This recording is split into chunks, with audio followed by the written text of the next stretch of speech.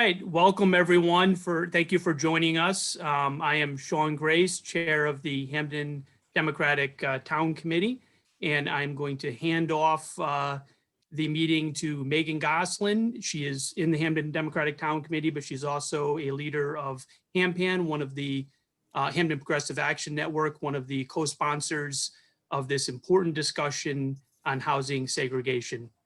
Take it away, Megan. Thanks, Sean. So I actually wanted to begin by thanking our DTC chair, Sean Grace, because, for making this event possible. And just really briefly, everyone who's on this call already knows, but Sean is someone who consistently puts his values into action. And I am really proud of the work that our DTC has been doing under his leadership, and that includes tonight. So thank you, Sean. I just embarrass you a little. You didn't expect me to say that, I don't think. But then now, I want to briefly introduce our guests for tonight, who are Danielle Chapman and Marissa Mead. And they're the co-founders of Spring Forward, which is a task force for housing equity. And I'm sure they're going to tell us more about Spring Forward during their talk. But I know I've been really looking forward to hearing you both present. I know we had a chance to speak, but I haven't watched your presentation yet, so I'm really excited. And I know you're going to talk with us today about some of the historical policies, but also our current practices that have contributed to both racial and economic inequality in towns across Connecticut, and including right here in Hamden. I think sometimes we like to think that these are things that happen elsewhere geographically, they happen down south, but we know that actually Connecticut is one of the most segregated states in the country. And I know I'm also really interested in hearing from you both about your suggestions for how Hamden can increase housing choice and update our zoning regulations. And I think you've graciously allowed a good chunk of time for us to be able to ask, to have a Q&A session at the end. So with that, I'll pass it on to Marissa. I think you're going to share your screen with us. I will. Thank you for the intro. So, and also thank you so much for having us. I think, we're anticipating that, most of you know a lot of this information already. And so this is, hopefully a review. But also, we would love for this presentation to become a resource that can be used by the DTC shared, if that would be useful.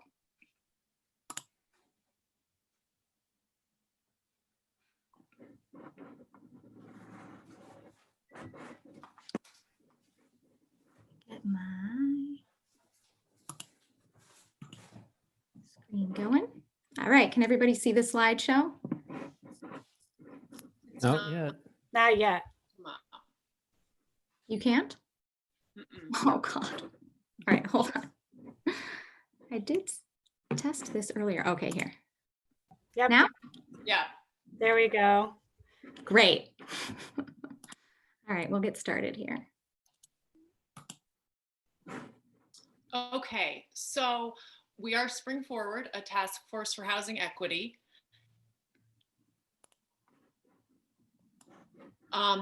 We're a group of Hamden residents seeking to address racial and economic segregation in our town by creating more housing opportunity for all. We currently have 115 members and we're growing quickly. Here's the two of us. These are our bios, but we thought instead of reading those, we would sort of just say what brought us to this work, just very briefly. For me, I grew up in what I realize now is a pretty unusual place. It was a working class townhouse complex in Northern Virginia that was, by American standards, very integrated. And I think because of that, I've always been very aware of when I'm in a context that is very white. And racial justice has driven a lot of my work in nonprofit and in my work as a writer. I'm primarily a writer. However, I admit that I did not realize how white Spring Glen was until we'd already purchased a house there. And so at that point, I was just left to wonder why this seemingly progressive community was so segregated from our more diverse neighbors. And during the Black Lives Matter protests this summer, I just became determined to try to answer that and to try to make some change in our own backyard. And that's when I connected with Marissa, and I'll let her tell you a little bit more about her. Thanks. I am Marissa. I became interested in this effort when I began to realize that some of the neighborhoods I'd lived in, not all of them, but some of them are segregated, and that wasn't by chance. And the more I started to look into this and learn about this, the more I wanted to share this information with other people, because I think it's just not widely understood. I am an architect, and as an architect, maybe not all of you know this, but architects are licensed to provide for the health, safety, and welfare of the populace.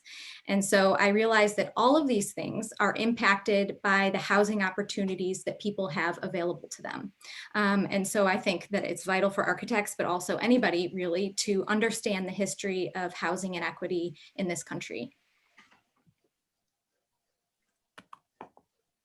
So why Hamden?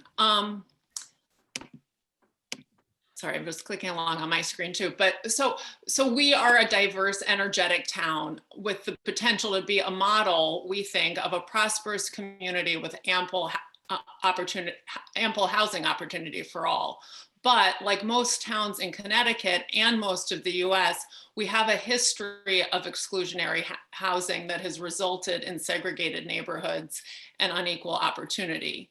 Because housing access greatly impacts personal opportunities, we want to take positive action to move Hamden forward. So why housing? Why is this the area that we're focusing on? As Megan said, while most Connecticut residents would probably say they believe in racial equality, we actually are one of the most segregated states in America. Another perception is that housing inequality is just the way it is. But it's actually the result of historical federal policies and current local policies that can be changed. So we've inherited a housing landscape from legalized segregation, starting with the New Deal in the 1930s. Race-based housing practices divided towns along racial lines, and they also broke up and resegregated communities that were already multiracial.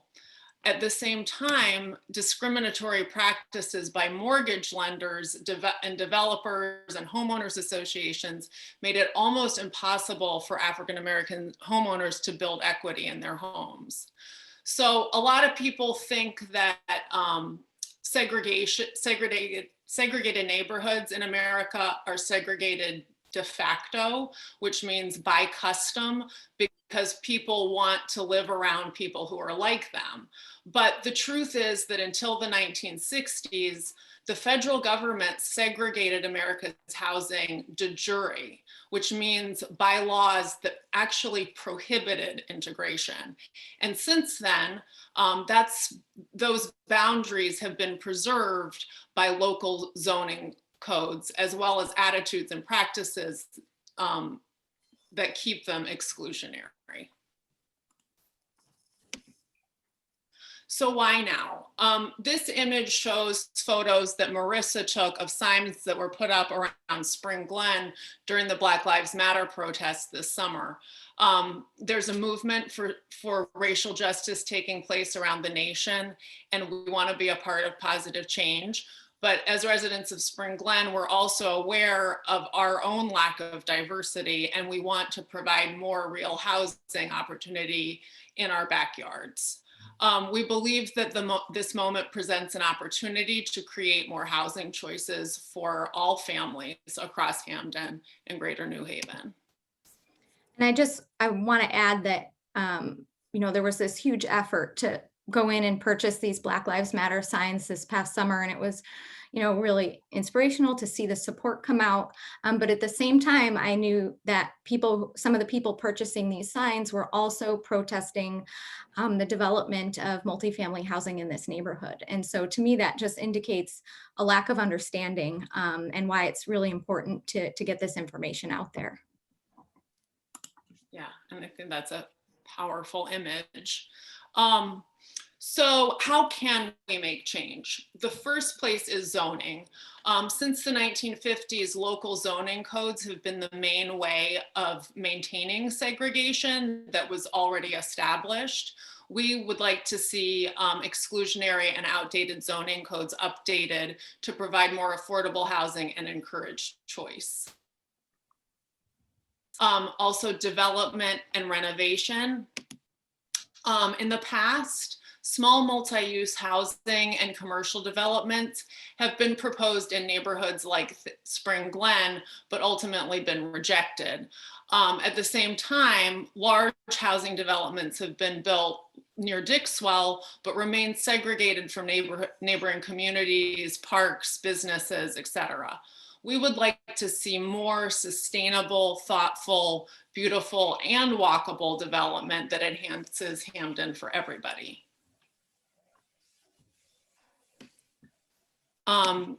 Advocacy. So that's why we're here tonight. We're joining the statewide efforts of groups like Desegregate Connecticut and organizations like the Open Communities Alliance, which both work to legislate for more inclusive zoning, which I'm sure you all know about. And we're hoping to get housing equality on the platform of all of our local legislators. And finally, outreach. One of the main things we're doing, and we hope that this will spread, and like Marissa said, we would be more than happy to share the presentation with you if anybody in this group wants to share it with others. One of our main goals is just letting people know about these issues and raising awareness through presentations like this. We think that housing inequity is very misunderstood, and it's also just something that there are a lot of misperceptions about. So we hope to build a coalition of neighborhood groups, faith organizations, real estate agencies, and other civic and business leaders who support these goals. Okay, so in order to do any of this, these are big changes, they're generational changes, and there's a lot of history behind them. And that's what makes them so daunting in a way. So in order to do any of this, we've realized that one really needs to understand the history of housing inequity in the country. So I'm gonna go through a little history. This is going to be a lot in a short period, so I'll try to get through it efficiently. So much of the current housing in the US, including in Hamden, was built between 1930 and 1970 by the federal government, or it was backed by federal mortgages. But the FHA rules prohibited loan officers from granting mortgages to Black buyers. And they also resegregated neighborhoods that were already integrated. The New Deal, made a big investment in building America's neighborhoods in order to pull the country out of the Depression. And the FHA backed mortgages on new homes. What this allowed was for families who did not have much money, who had very little savings and maybe not much income, to buy homes. And then the equity in those homes set off a track of upward mobility for generations. But FHA rules prohibited granting mortgages to Black buyers. So, and also in its own building projects, the different building projects were segregated by race. In public housing was segregated by law. Many neighborhoods like Cambridge, Massachusetts were integrated in the 1930s, but public housing administrators demolished housing and built separated housing projects. Meanwhile, whites were typically settled in suburbs.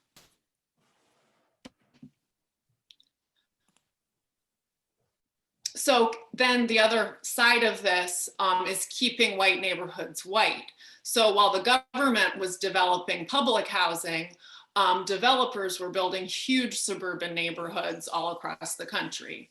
And these privately developed suburbs were reserved for white homeowners most of the time.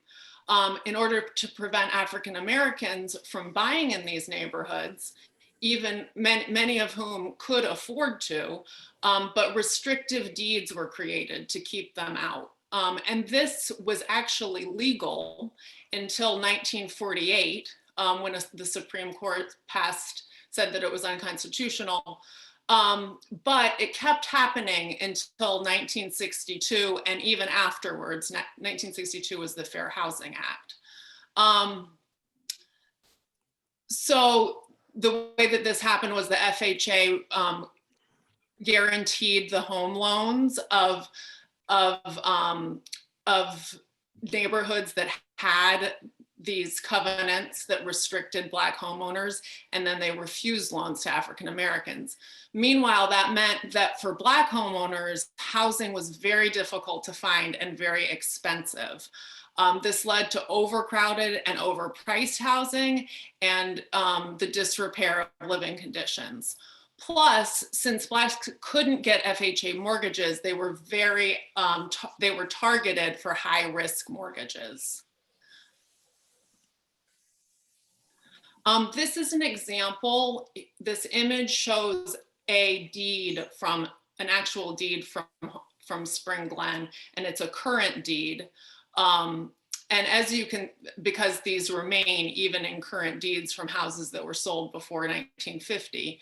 And this is an example of one of the whites only clauses. It says, as you can see, no persons of any race other than the white race shall use or occupy any buildings on any lot, except if it's by a domestic servant, is basically what that says. So in fact, federal and private banks required these clauses to be in deeds in order for them to grant mortgages. And that's how the process of redlining developed. And to go further, often developers, in order to qualify for these loans, struck deals with the Federal Housing Authority to build fences, walls, and other barriers to separate new construction projects from redlined areas. So this is an example of one of those in Hamden. Along the border between New Haven and Hamden, the Housing Authority of New Haven helped pay for the construction of a 12-foot chain link fence to appease white Hamden residents who objected to the construction of nearby public housing. So in this particular case, Black residents who lived on the other side of this fence had to take several long bus rides just to reach their jobs and shops across the fence, that if it was not there, they could have just walked straight through. Parts of this were torn down by Hamden in 2014, but there was strong opposition from residents who saw the fence as necessary to keep crime out and traffic down. So this is a redlined map of Hamden. What redlining was, I'm sure most people are familiar with it, but just quickly, it was a way that the FHA identified risk areas based on race. So as you can see on the map, they would designate a low risk or good investment area as A or green or best, and then a high risk area was labeled red or D. And neighborhoods that house African Americans were automatically deemed high risk, even if they were even if it was a middle class neighborhood. So meanwhile, because housing was in such short supply for African Americans, lenders could charge very high prices under very unfavorable terms. And this created the cycle of depreciating values in Black neighborhoods.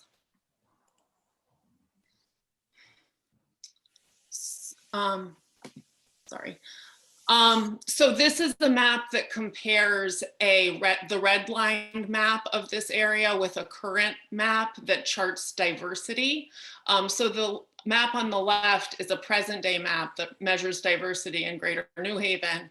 And the one on the right is the redlined map. And so what this shows is that the segregation established during the 1930s to 1950s is still essentially in place.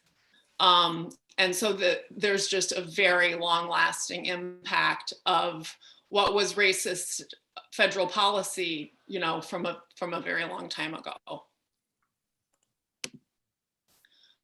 All of this was exacerbated by failed housing policy in cities where subsidized housing became concentrated in the large towers that were put into red line neighborhoods and further isolated a lot of their residents. You know, then families moved out, what is typically known as white flight, into these exclusive neighborhoods segregated by redlining. And meanwhile, the highway systems moved in to accommodate suburban workers and often demolished Black neighborhoods, including middle-class ones, destroying their infrastructure.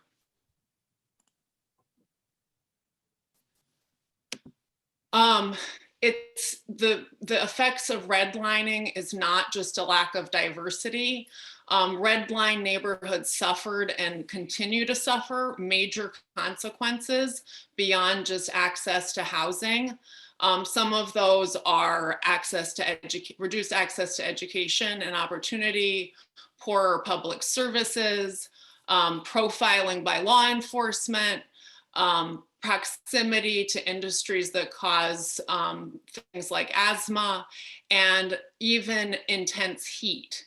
So this map is actually a heat map showing how redline neighborhoods are hotter, largely because they lack green space. Okay, so that was a lot of history. I'm gonna take a sip of water. And you know, some people might be asking, okay, that's a lot, but isn't housing discrimination illegal now?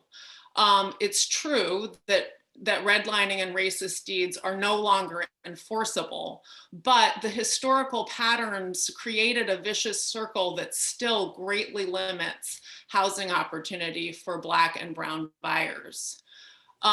White suburban buyers gained housing equity and wealth over the generations, and this wealth financed education, healthcare, and other opportunities.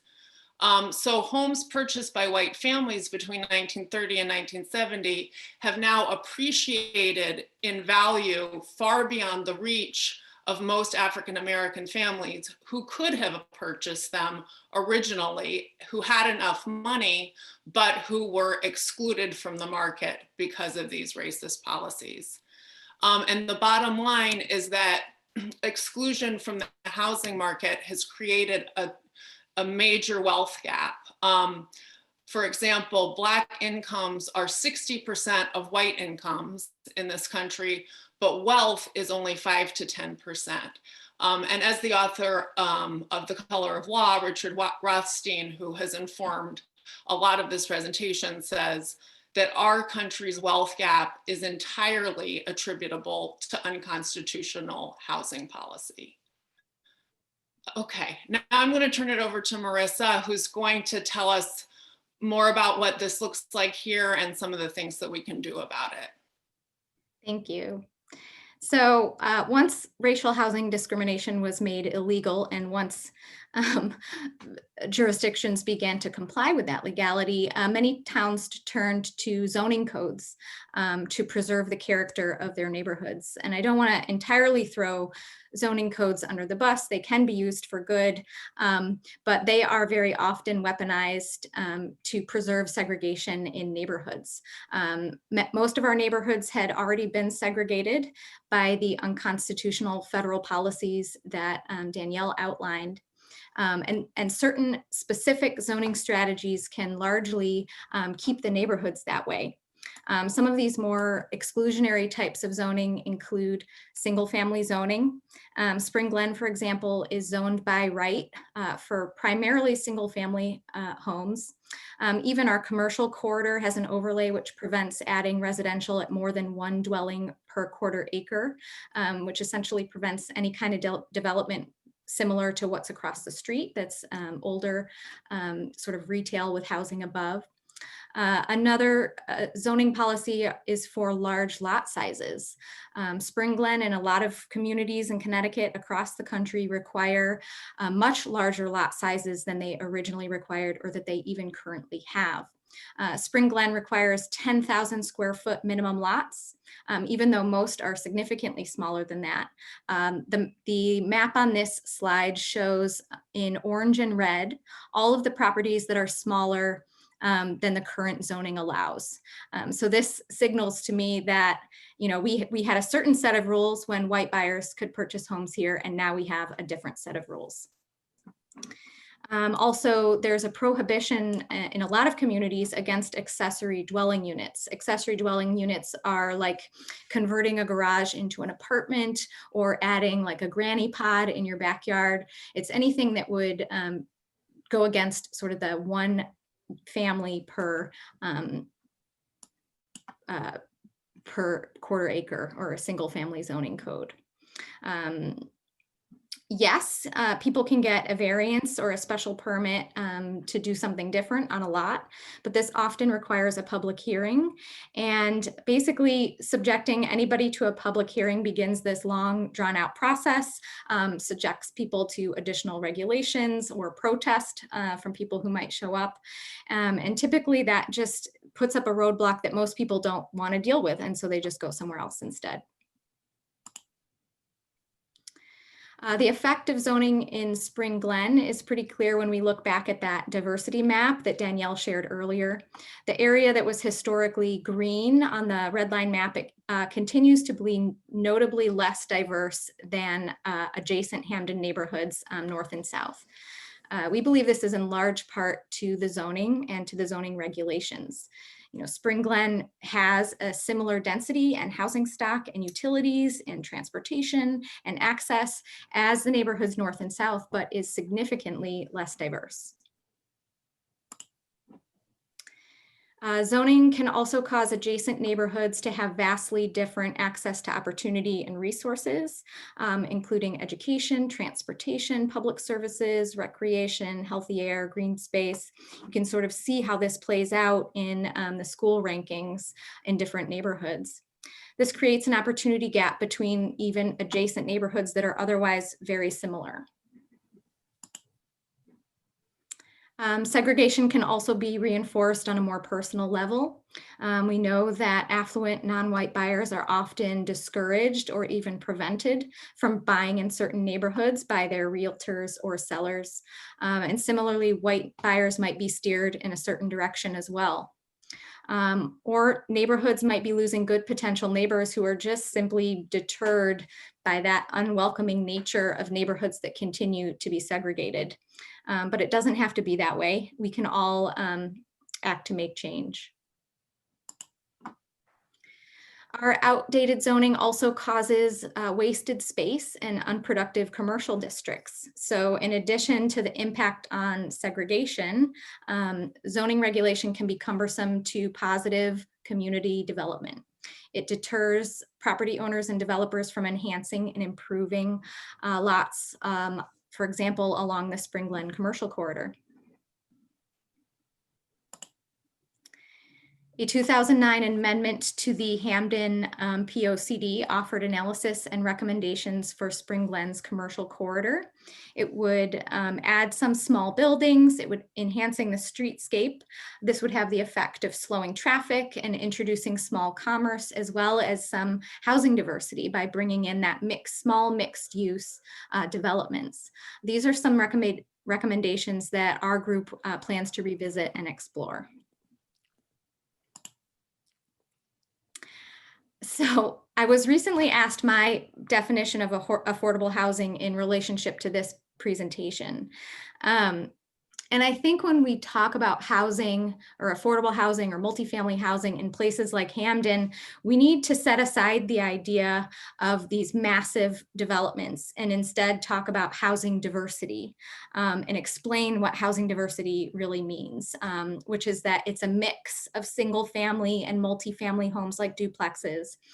It's middle housing, which in this image from the book, The Missing Middle, diagrams out what that missing middle means. A lot of these types of developments are missing from our suburbs. It includes things like duplexes, small courtyard buildings, townhouses, live-work apartments. All of these things introduce something called natural affordability. So even beyond subsidized housing, introducing housing diversity brings in options that are just naturally affordable because they're smaller living units. So apartments and condos, things that attract young families, empty nesters, artists, essential workers, teachers, firefighters, all people who may want to live somewhere but don't necessarily want the maintenance or can't necessarily afford a single family home. And yes, I also think housing diversity includes a percentage of subsidized housing. But what this doesn't mean is the warehousing of subsidized housing. So packing it all together in the most undesirable part of town. No, subsidized housing needs to be incorporated throughout. It needs to be well thought out, so that people of different incomes can still choose where they want to live.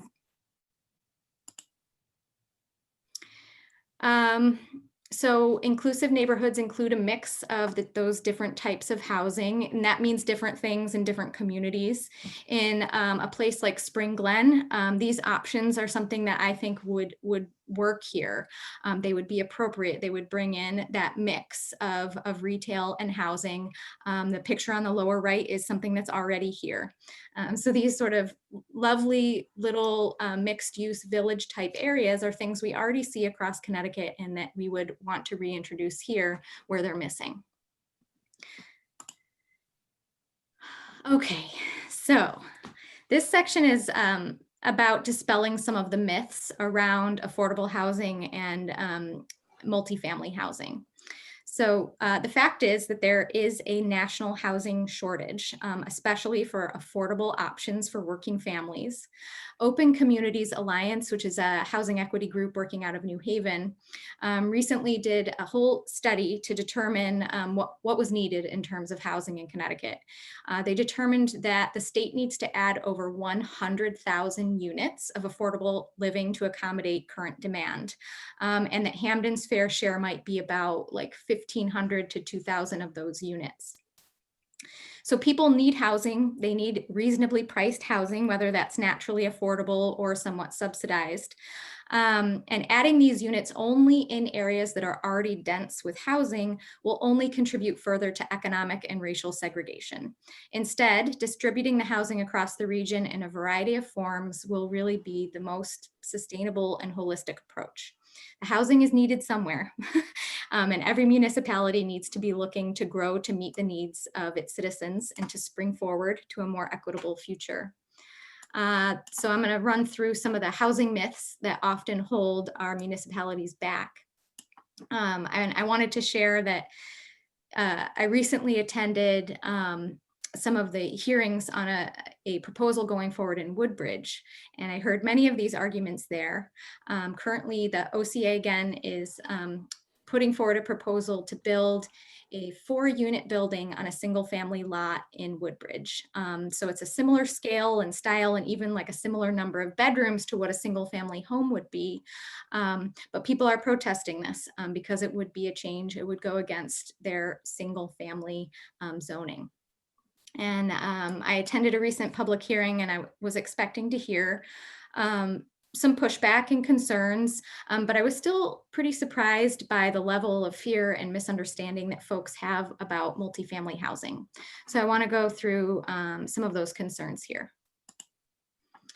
The first is that multifamily housing can be a fiscal burden or a burden to the existing infrastructure. But in truth, higher density housing like duplexes and small apartments are not only in demand, but they're also more efficient and provide higher tax revenue than single family homes. So in terms of infrastructure, The housing is needed and multifamily housing is more efficient. It's more efficient to build 10 apartments than 10 single family homes. It's better for the utility lines. You've got shorter utility lines, smaller service radius. Financial, the apartments generate more property taxes than single family homes. Schools is usually a hot topic, but apartment tenants generally have fewer children per capita. And even though at a higher density, this might mean a few extra students, that's generally not going to break a school district. And even in a place like Hamden, some of our district enrollment is falling, and we need more students to keep our neighborhood schools open. The next is property values, which can be a real lightning rod. Like most things, when multifamily housing is executed poorly, property values are negatively impacted. That seems to make sense. But what's interesting is that appropriate, well done mixed use or multifamily housing can actually increase property values of nearby homes. And it might be expected that this would occur where in sort of lower income areas, but this is true even in higher income areas. The picture on this slide is actually an apartment building that I lived in just a few years ago near Chicago, a suburb of Chicago. This neighborhood had a real even mix of single family homes and apartment buildings, and it was one of the most beautiful places I've ever lived. Residential stability is another concern. Opponents of rental housing might argue that people who own their homes are like more invested in the long-term success and safety of a community, while people who rent apartments are more short-term or transient and therefore less desirable. But this isn't true. The data shows that renters are generally equally engaged in their communities. They're just as likely to join community groups, almost as likely to vote, and more likely to socialize with their neighbors. So this is actually not a great argument in a neighborhood like Spring Glen, which has a significant population of university affiliated residents who are already by nature shorter term residents. So allowing for more housing diversity can also increase the tenure that any family might spend in a neighborhood, which also adds to neighborhood stability.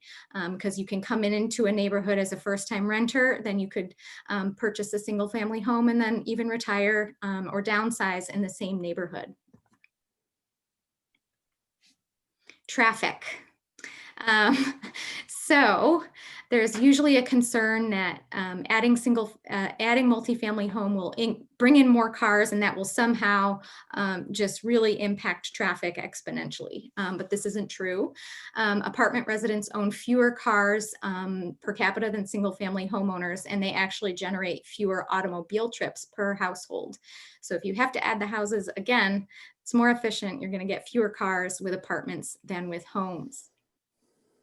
And mixed use development along a commercial corridor, like a Whitney Avenue, would bring with it a bunch of things like retail frontage, street parking, bike lanes, striped crosswalks.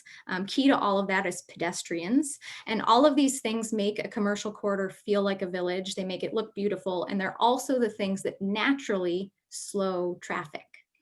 So I've heard a lot of concerns that, you know, an increase in housing would somehow increase the speed of traffic, when actually the opposite is true. A little more density and good urban growth along traffic arteries actually works to slow and streamline traffic.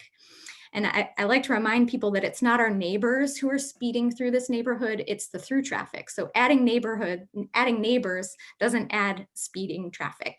And actually, conversely, it's more likely to reduce traffic. Next is crime. Crime rates are actually no different in multifamily housing than in single family housing. It's the implementation of that housing along with the discriminatory housing policies which most dramatically impact the crime rates. So associating occupants of affordable housing with crime is evidence of the permeating effect of those discriminating and unconstitutional federal housing policies.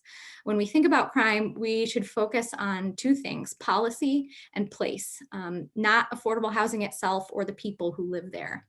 Discriminatory policies put in place by the federal government, as Danielle mentioned earlier, became self-fulfilling prophecies, and it's not difficult to see why.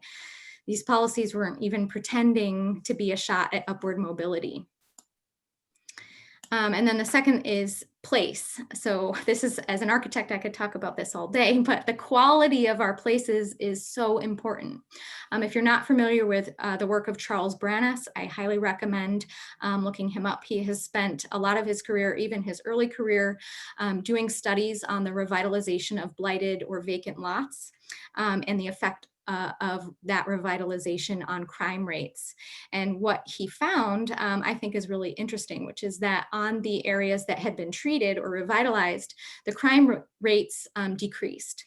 And that crime didn't just relocate somewhere else, it disappeared.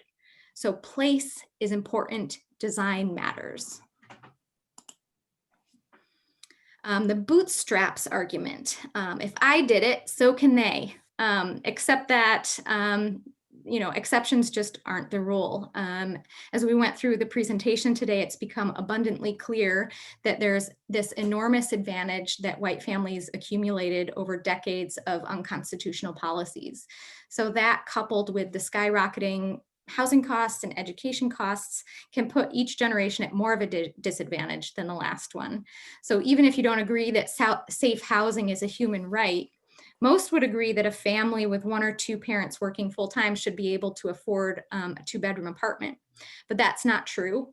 The 2020 United Way ALICE report, so ALICE stands for Asset Limited Income Constrained Employed, so that these are working people with limited income. So this report revealed that nearly 40% of households in our state have an income falling below the threshold needed to pay for basic necessities such as housing, food, childcare, healthcare, and transportation. And that threshold is $77,000 per year for a family of 4. So that's 40% of people who right now are at risk of not being able to meet basic necessities. These are working people who just can't afford to live. I'm not racist, you're racist. So sometimes people can just have this knee-jerk reaction to conversations about improving housing equity because these conversations automatically require an acknowledgement of the presence of racial discrimination and the evolution of that racial discrimination. Some people feel personally attacked, or others feel like there's just too much emphasis on the correlation between race and wealth, and that's offensive to people who aren't white. But here's the thing, almost the entirety of housing inequity we see today is due to more than a century of policies that were fueled by racism. And this just can't be ignored. And I think, Rhonda, I might be quoting you on this slide, that ignoring race will not solve a problem that was created by racism. We just can't ignore it. And I don't think that any of us here or anybody that we would be presenting to in the community is going to be, have a finger pointed at them saying, you started this. Nobody alive today started these federal housing policies. So this isn't about finding people to blame. This is about inspiring change. The reason that we started this group is because we're convinced that the people we know here in Connecticut can make this change. The housing policies, the negative impacts run deep and in many cases are snowballing. But if we don't change it, who will?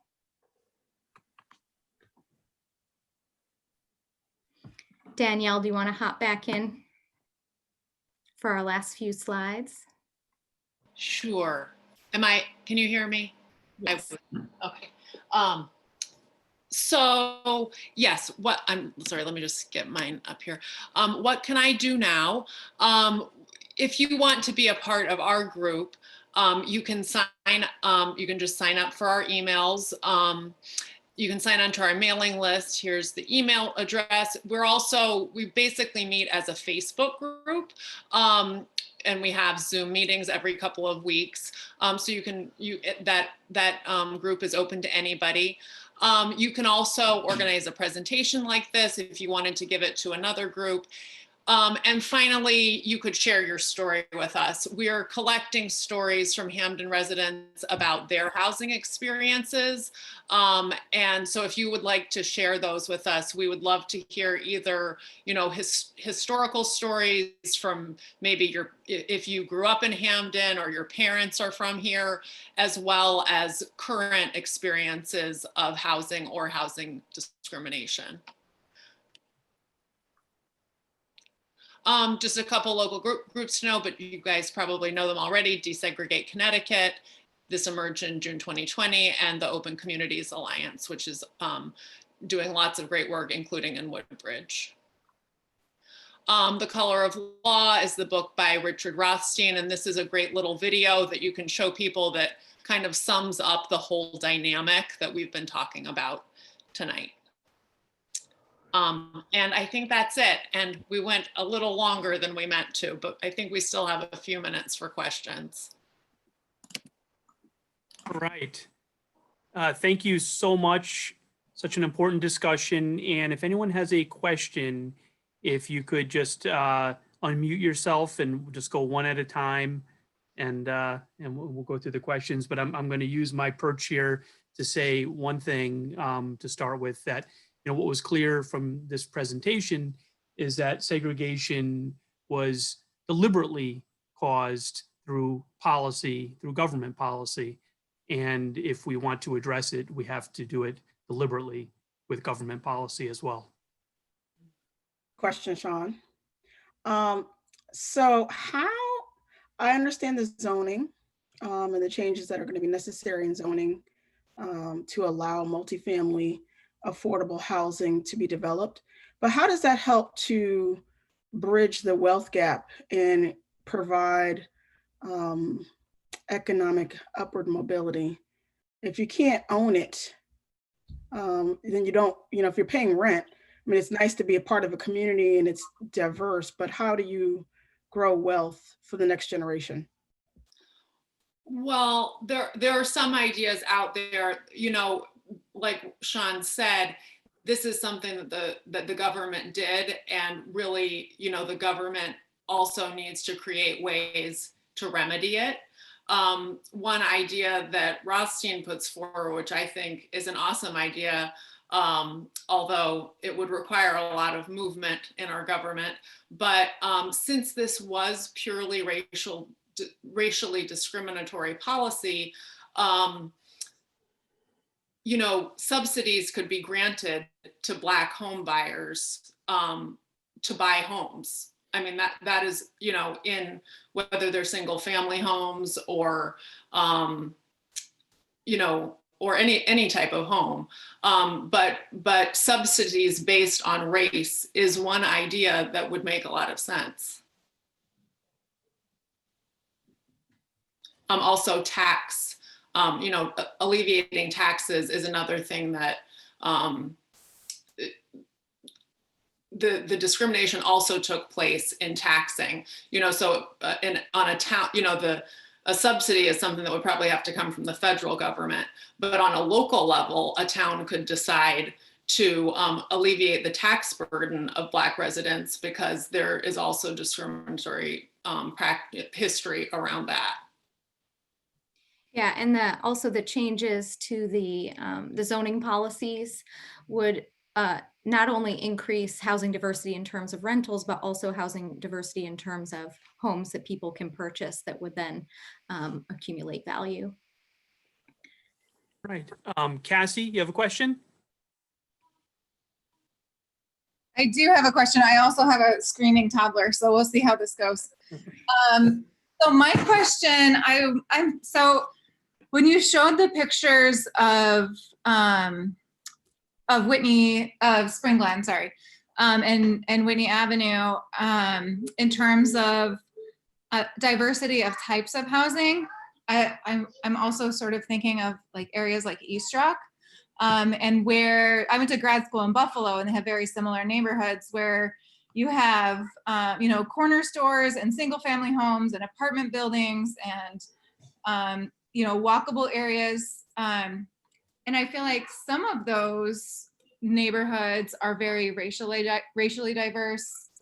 And some of those neighborhoods sort of turn into neighborhoods like East Rock, where you get very like upper middle class concentrations of people. So even though you have diversity of types of housing, it's still not affordable for folks who previously wouldn't have access to a neighborhood like that.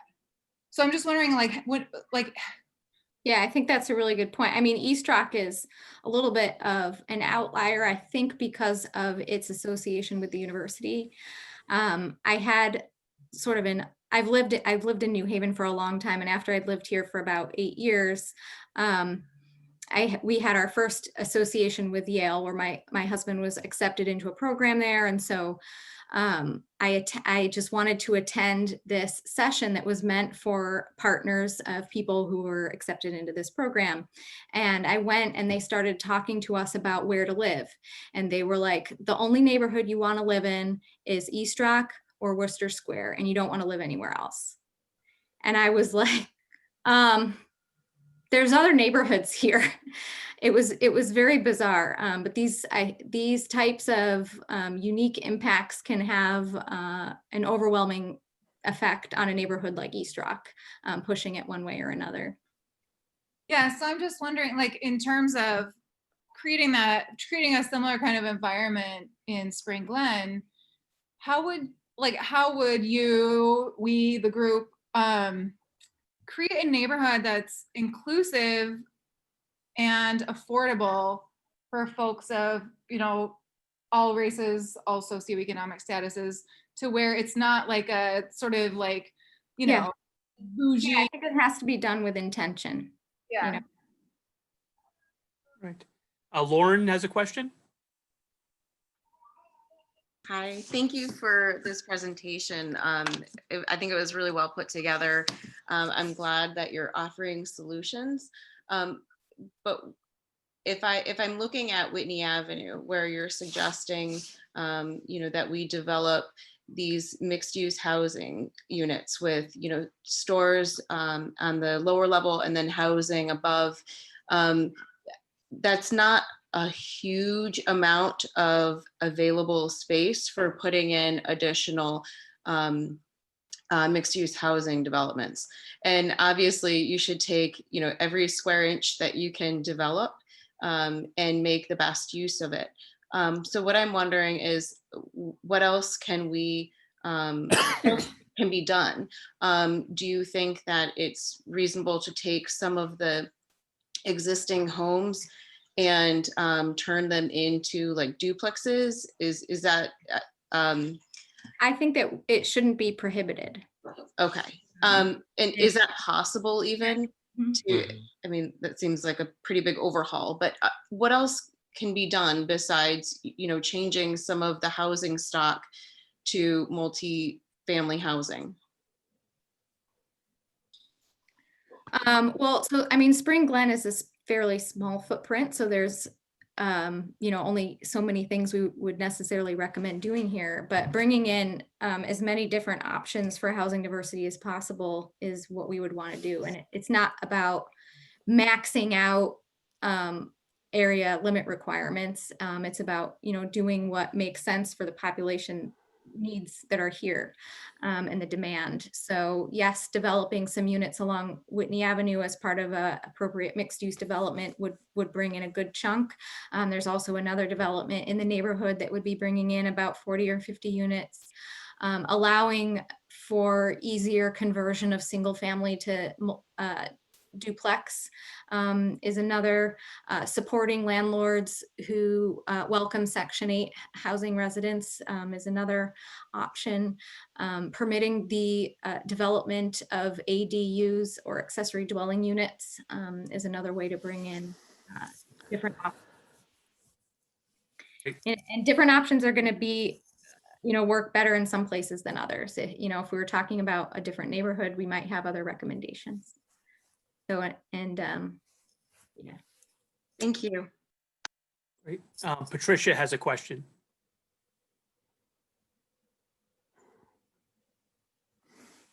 There it goes. Okay, so my question, how do I start this? I feel that in order to make a bigger difference for people, they need to be able to own rather than rent. And one of the big things that's keeping people from owning are the taxes here in Hamden. Yeah. That's something that has to be addressed equally, I think. I don't know, maybe I'm wrong. I haven't been in Hamden. You know, it's not a place I grew up. It's not a place that I have roots in. So I could be wrong, but from my perspective, as a person on a limited income, I think that's holding a lot of people who would really like to live here and maybe can afford the house, because not all the houses are expensive houses. But when they look at the tax, it's like, okay, no way, that tax is just not going to do it. Well, and there's So I think really, there needs to be more than just looking at, affordable housing. You also need to look at affordable taxing. Mhm. And Yeah. there's a really important historical piece there too, just because as housing, as neighborhoods became more segregated,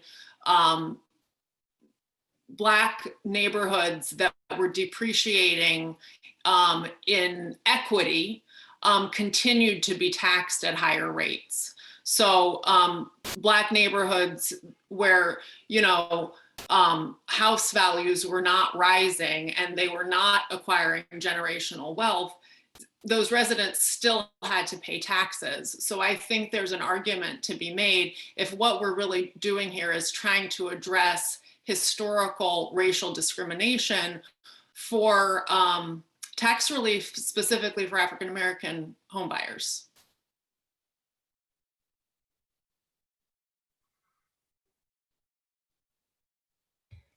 What do you, has anyone else, did anyone else sign up for a question? I think I'm next.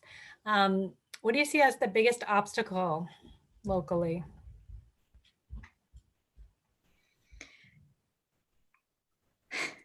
That you feel comfortable saying on a recorded event? I think we're so early in the process. A lot of what we're doing is trying to uncover, what those things are. And so talking to as many groups as possible and hearing the questions and concerns is really important so we can try to figure out what the biggest roadblocks might be. Generally, I think it will be misunderstanding. And so that's why we try to dispel a lot of myths in this presentation and outline the history of how we are here. But yeah, I think there's a resistance to change that as an architect I encounter often, even in projects where, we've been hired to do something, there's this fear of change. And so just convincing people that change isn't scary and that it's good can really be a big lift sometimes. No, go ahead. Just quickly, and I think also just,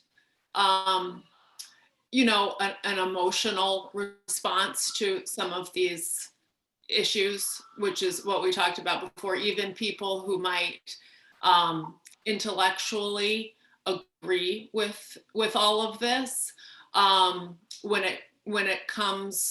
it's right in their own neighborhood, or when it affects something that they've cared about their whole life, or it's their parents' house, or whatever that might be, there can be an emotional reaction that's not necessarily in line with people's beliefs. Tracy has a question. Thank you for this presentation. It was very informative, and I appreciate the references to Rothstein. I actually read that recently and found that to be a lot of historical data that's very pertinent. Question, is Spring Forward looking into scripting any policy asks, legislative asks to address some of these issues around housing segregation and addressing some of the historical racial inequities? I would say that scripting legislation is not necessarily within the expertise of our group, but that we, in our outreach, can provide support and information and just, a group of agreeable voices for people who do work in that realm. And we're kind of following the lead, on a state level of Desegregate Connecticut and also Open Communities Alliance. But I'm with you asking that question, I'm realizing a couple of things have come up today, or I mean, just from the Q&A, that make me think there could potentially, that's something to think about.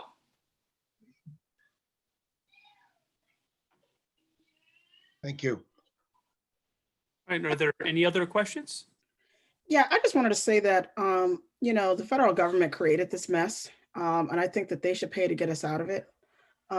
Frankly, I don't think the towns and municipalities should have to pay for this, even though they did have a part in it because they were the ones that complied with the deeds in the 1930s and 40s and 50s, but they had to, because FHA said, if you don't have these deeds, then we're not going to be able to give you mortgage insurance, which means that you'd have to put down the 20%, which most people didn't have. But the federal government has Section 8 housing, but for renters. And in other parts of the country, they have Section 8, they have subsidized mortgages, which is another option because, at our agency, we have down payment assistance, closing cost assistance, but we do not assist with monthly payments. So if there's a tax burden for someone who can't afford it, if a tax burden here in Hamden could be like $1,000 a month just for property taxes alone, the federal government should either pay some or all of that and subsidize that for potential buyers, because that way it could make it more affordable through some sort of monthly subsidy similar to Section 8. And I think that type of legislation needs to be introduced to our new HUD Secretary, Marsha Fudge. Agreed. To grow wealth, because the whole point is not just to continue to warehouse folks in apartments, because that doesn't help with upward mobility, but to grow wealth, they need to be owning the land, and to own the land, they need to be able to afford to pay for it. And if they can't, then it just doesn't work. Great comment, Rhonda. Seth has a question. Yeah, thanks. Thank you for this presentation. It's very interesting and enlightening. Can you just talk a little about what role you think elementary school districting plays in the way these problems are manifest specifically in Hamden and more generally? Well, it's a big part of it. I mean, I think the biggest thing is just the Spring Glen, is just the ways in which the elementary schools sort of mirror, the red line districts from that have been in place for so long, and then the way that higher resourced elementary schools like Spring Glen continue to take more, continue that process. And so there's just an unequal distribution of resources across the district, and housing, the housing inequality feeds it because, it feeds the inequality in the schools. So I would just say there's a direct correlation. Thanks. Cassie has a question and a comment. Yeah, I haven't decided if it's a question or a comment yet, but we'll see where this goes. I'm looking at Jennifer Pope's comment here, and I was kind of thinking about this during the presentation. But as we focus on like government policy, I think we kind of leave out the complicity of white people in all of this, like individual white people, and how white preferences drive residential segregation. So even though federal and state policy created the policies that created the neighborhoods we have now, the preferences of white people for the racial composition of their neighborhoods continues to drive segregation. And so I think addressing that with folks who live in Spring Glen, for example, or any other white neighborhood, addressing the fact that they are part of the problem. They did decide to move into a white neighborhood, and hold them accountable, as we go forward. And just kind of thinking about, No, I think that's it. So I'm just kind of thinking about Jennifer's question. And then also, I think as we focus on federal policy, it allows white folks to kind of be like, oh, well, I didn't do that. But the white folks who decided to live in a neighborhood that is predominantly white, they did decide to do that. And so I think that we need to make sure that white folks are investigating their own choices and how they're complicit in all of this. Yeah, yeah, and we certainly hope that, you know, the information in this presentation helps to bring some of that information to light, because I think, you know, a lot of folks just don't know, you know, they move to a neighborhood that like Spring Glen because they think it looks nice and they want to live here and don't necessarily understand everything. And so, you know, the more that we can reach out to people here, I think the more they'll have a deeper understanding of how they're contributing to the problem. All right, are there any other questions before we wrap it up?